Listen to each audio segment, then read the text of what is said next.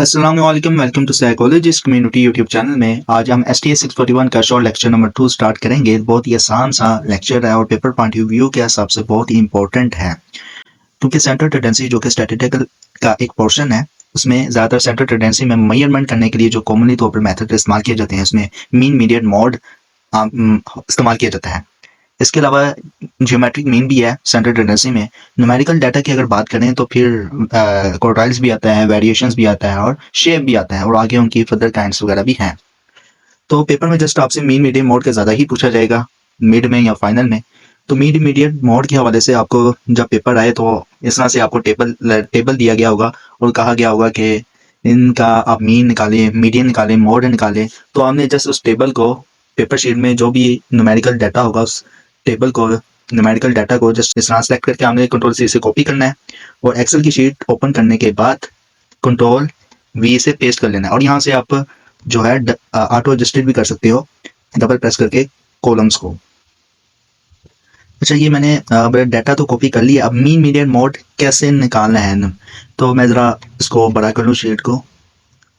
अब यहाँ पे मैंने मीन निकालना है, इसके लिए मैं यहाँ पे मीन पहले लिख लूँगा, और उसके बाद यहाँ पे जो मीन का जो फार्मूला है इज इक्वल टू जो लेटेस्ट जो है एक्सेल के वर्जन्स, उसमें आप डायरेक्ट मीन भी लिख सकते हो। अदरवाइज आप मीन निकालने के लिए एवरेज लिख सकते हो। दोनों तरह से राइट है।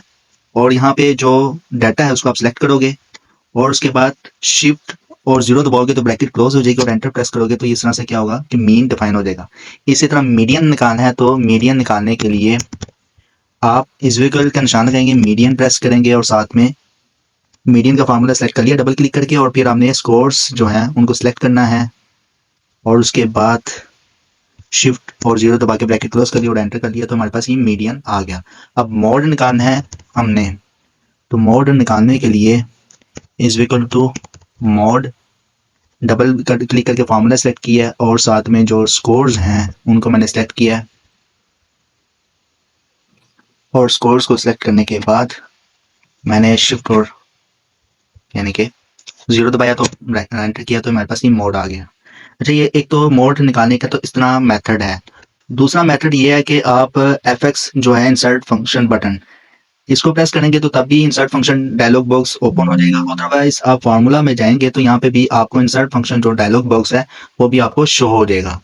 तो यहाँ पे insert function dialog box open करने के बाद यहाँ पे आपने जो और सिलेक्ट का कैटेगरी है ना, यहाँ पे आपने स्टैटिकल कैटेगरी सेलेक्ट करनी है, और यहाँ से एवरेज फार्मूला, जिनको फार्मूला का पता नहीं है, फार्मूला भूल जाता है, तो उनके लिए यहाँ पे स्टैटिकल फार्मूला के फंक्शनैलिटीज है, ऑपरेशन है। तो मैंने मीन निकालना है, तो यहाँ से मैं मीन की जो वैल्यूज है वो सिलेक्ट करूंगा। मैं ज़रा इसको ऊपर कर लूँ ताकि स्कोर्स की वैल्यूज मैंने सेलेक्ट की हैं, एंटर प्रेस कर दूंगा और ओके कर दूंगा। तो ये देखें यहाँ पे मीन निकाली। इसी तरह मोड भी निकाल सकते हैं, इसी तरह मीडियन भी निकाल सकते हैं। मोड निकाल रहा हूँ तो यहाँ पे मैं MOD, यहाँ पे मोड मल्ट के नाम से होगा, सेलेक्ट किया, और यहाँ पे मैं जो वैल्यूज है सेल की वो सेलेक्ट करूंगा, और उसके बाद एंटर कर दूंगा और ओके कर दूंगा, ये मोड आ गया। इसी तरह मीडियन निकालूंगा, मीडियन सेलेक्ट किया है, ओके किया है, और यहाँ पे सेल की वैल्यू सेलेक्ट करूंगा और ओके कर दूंगा, तो ये मेरे पास मीडियन आ गया है। अच्छा, ये तो हो गया डाटा न्यूमेरिकली। अगर आपको दिया जाता है डाटा एक किस्म का, बहुत ज़्यादा सेल्स दिए जाते हैं, उनको कहा जाता है कि एकदम आप उनका मीन निकालें एकदम से। तो मीन निकालने का बहुत ही आसान मेथड है। एकदम से सारों डाटा का हमने मीन या एवरेज टाइप करना है, और जो सेल्स की वैल्यूज उनको हमने सेलेक्ट कर लेना है, और शिफ्ट और 0 प्रेस करके हमने क्लोज कर देना है। ये एक यानी कि एक कॉलम का मीन निकला है। बाकी कॉलम्स का भी मैं मीन निकालना चाहता हूँ, तो यहाँ पे प्लस का साइन जैसे ब्लैक शो होगा तो मैं आगे प्रेस करता जाऊँगा, रो को आगे बढ़ाता जाऊँगा, तो साथ साथ मीन भी बाकी वैल्यूज़ का निकलना शुरू हो जाएगा। और यहाँ पे मैं डेसिमल रिड्यूस करना चाहता हूँ, तो यहाँ पे डेसिमल रिड्यूस करने की भी ऑप्शन है, तो ये डेसिमल रिड्यूस हो गए हैं। ओके, मीडियन निकालना चाहता हूँ, इज इक्वल टू मीडियन, और यहाँ पे मैंने वैल्यू सेलेक्ट की है,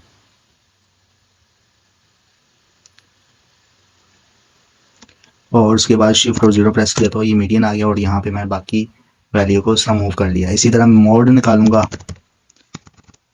is equal to mode, mode MULT भी चल जाएगा, और सिंपल वाला भी मोड चल जाएगा। अगर insert function dialog box open करेगा तो उसमें MOD मोड और .MLT वाला है फार्मूला, वरना मैनुअल फार्मूला आपको एमओ डिमोड इस तरह से मिलेगा। अब ये मैंने एकदम से सारों के निकाल दिए हैं कॉलम्स के मीन मीडियन मोड, यानी कि मर्ज निकालना कॉलम्स के मीन मीडियन मोड। अब सपोज अगर आपको कैटेगोरिकल डाटा दिया जाता है और मांगा जाता है आपसे कि इनका आप स्कोर निकालें और कैटेगरीज का निकालें कि कितनी कैटेगरीज कितनी मरतबा रिपीट हुई है, जैसे कि बहुत ज़्यादा कैटेगरीज है, तो मैं एक सेल पे सिलेक्ट करूंगा कैटेगरी के और यहाँ पे POVT टेबल पे क्लिक करूंगा और ओके कर दूंगा। यानी कि पहले हमने न्यूमेरिकल डाटा कैलकुलेट किया था, कैटेगोरिकल या क्वालिटेटिव मोड जो है ना डाटा, उसको हम कर रहे हैं। अब यहाँ पे रो पे मैंने लिख दिए एड्स, यानी कि कौन कौन सी एड्स हैं। स्कोर्स तो अभी मैं रो एड्स के नीचे शो कराना चाहता हूँ, इसलिए मैंने रोज में स्कोर्स डाल दिए। इसी तरह वैल्यूज़ में मैं टोटल जो कितनी मरतबा यानी कि कलर्स रिपीट हुए हैं और कितनी मरतबा कलर्स नहीं रिपीट हुए और टोटल स्कोर क्या बनता है एंड में, यानी कि जो स्कोर्स है वो रोज के एंड में मैंने शो कराए तो 29 टोटल स्कोर्स बनता है सम ऑफ। इसी तरह अगर डिफरेंस जो है आपसे, यानी कि फ्रीक्वेंसी ऑफ डिस्ट्रीब्यूशन या क्लास बाउंड्री अगर हमने बनानी है तो इसके लिए ये है कि आप जैसे कि बहुत ज़्यादा तादाद में ये डाटा दिया गया है तो हम इसको क्लास बाउंड्री बनाना चाहते हैं, लाइक दैट एक्सेल की बनाना चाहते हैं या हॉर्स पावर्स की बनाना चाहते हैं। तो हॉर्स पावर्स की यानी कि किसी भी सेल पे सिलेक्ट करूंगा और इंसर्ट पे जाऊंगा, POVT टेबल पे क्लिक करूंगा और ओके कर दूंगा। और यहाँ पे मैं जैसे कि हॉर्स पावर्स की मैं फ्रीक्वेंसी डिस्ट्रीब्यूशन लगाना चाहता हूँ, यानी कि x bar is equal to summation f x over summation f, group data की फॉर्म में लेके आना चाहता हूँ, तो उसको मैं यहाँ पे सेलेक्ट करके यहाँ पे शो करा दूंगा। और ये अब जो है ना हॉर्स पावर्स, ये तो रॉ डाटा है, अब इसको ग्रुप में लेके आना है, तो मैं राइट क्लिक किया तो यहाँ पे ग्रुप के नाम से एक ऑप्शन होगी, उसको मैंने सेलेक्ट किया तो ये ग्रुप की, अब मैं कितना इंटरवल लाना चाहता हूँ, मैं यहाँ पे इंटरवल लाना चाहता हूँ 45 का इंटरवल लाना चाहता हूँ तो अपर और लोअर क्लास लिमिट में, तो ओके कर दिया। तो ये एक किस्म का क्लास बाउंड्री बन गई है, CB कह सकते हैं या इसको क्लास लिमिट भी कह सकते हो आप, ठीक है। और अपर लोअर क्लास लिमिट है, क्योंकि इंटरवल जो है वो सेम तो नहीं है, लेकिन ये है कि क्लास बाउंड्री क्लास लिमिट एक किस्म की बन चुकी है। अब यहाँ पे मैंने फ्रीक्वेंसी शो करानी है, तो फ्रीक्वेंसी जो शो कराने के लिए वो ये है कि मैं यहाँ पे टेबल शो करा दूंगा ए का, यानी कि सम का वैल्यूज का यहाँ पे शो करा दूंगा। तो यहाँ पे टोटल यानी कि हमारा F आ गया ये। उसके बाद यहाँ पे मैंने निकालना है एक्स निकालना है, लोअर और अपर क्लास लिमिट को प्लस करेंगे और डिवाइडेड बाय 2 कर देंगे। तो ये मैं करने लगा हूँ 1 by 1। इसको मैं ज़रा जूम कर लूँ, जैसे कि ये देखें कि मैं लोअर और अपर क्लास लिमिट को सम करने लगा हूँ। 46 हमारी लोअर है इज इक्वल टू 46। अच्छा, ब्रैकेट जो है वो क्लोज करेंगे हम और प्लस जो है 90, क्योंकि हम डबल ऑपरेशंस करने लगे हैं इसलिए, और डिवाइडेड बाय 2। इस तरह से हम बाकियों का भी करेंगे।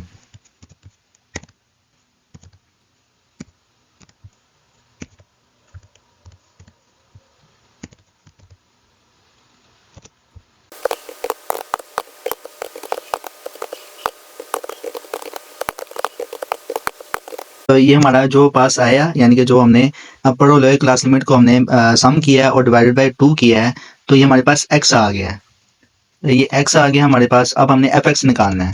fx निकालने का जो है मेथड, ये जो वैल्यूज़ हैं, यानी कि इनको मैं कॉपी कर लूँगा, इसको कॉलम की जो वैल्यू है इसको कॉपी कर लिया मैंने और यहाँ पे मैंने इसको पेस्ट कर लिया है।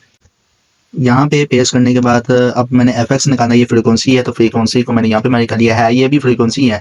लेकिन अगर मैं इस टेबल को डायरेक्ट x से मल्टीप्लाई करता तो फिर ये जो कैटेगरी पिवट टेबल में ना कंक्लूशंस जो थी वो ख़राब हो जानी थी, इसलिए मैंने मैनुअल फ्रीक्वेंसी को यहाँ से कॉपी करके यहाँ पे रख लिया। अब fx निकालना है तो यहाँ पे इज इक्वल टू 188 स्टार का निशान और जो x है उसको मल्टीप्लाई किया, ओके कर दिया। तो ये हमारे पास एक fx की वैल्यू निकल आई। बाकी जो सेम इम्प्लीमेंटेशन होने हैं फार्मूला, इसलिए मैंने यहाँ पे लास्ट तक ये इम्प्लीमेंट कर लिया। अब समीशन f निकालना है हमने, तो समीशन f निकालने के लिए हम ऑटो सम भी कर सकते हैं। यहाँ पे मैंने ऑटो सम कर लिया है, तो ये ऑटो सम ऑटोमेटिकली हो गया। उसको मैं एंटर करूँगा तो ये हमारे पास ऑटो सम हो गया समीशन f का। और समीशन fx निकालना है तो यहाँ पे मैं क्लिक करके यहाँ पे भी इसको ऑटो सम कर लूँगा और एंटर कर दूंगा, तो हमारे पास fx जो है ऑटो सम आ गया। उसके बाद इनको डिवाइड कर दूंगा, समीशन fx की जो वैल्यू है वो ऊपर रखूँगा, ठीक है। और यहाँ पे मैं यहीं पे परफॉर्म कर लेता हूँ, इज इक्वल टू और डिवाइडेड बाय 391 एंटर किया तो हमारे पास आंसर आ गया।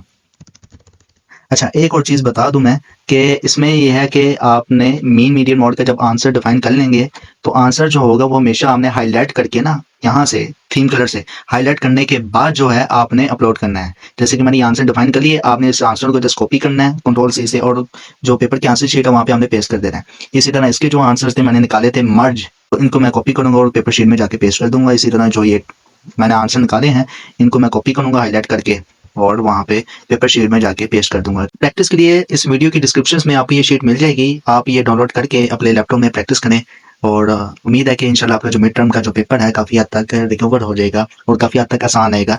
क्योंकि ये जो चैप्टर है पेपर पॉइंट ऑफ व्यू से बहुत इंपॉर्टेंट है।